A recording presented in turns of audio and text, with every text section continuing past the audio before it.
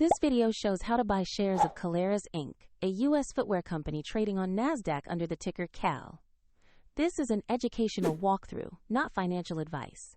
Always research risks before investing. To buy shares, you need a brokerage account, and we'll use eToro as an example to demonstrate the process. After registering, you must verify your account with an ID and add funds before placing trades.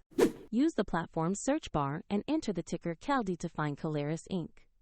Select the listing that shows Caleres on NASDAQ to open the correct stock page. On the stock page, review the company summary, recent price chart, and trading details to confirm it is Caleres Inc.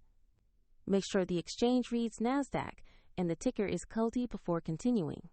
To invest, tap Invest or Trade, enter the amount you want to buy and choose the order type. Review the order and confirm the purchase. If the market is closed, the order may be queued until next open.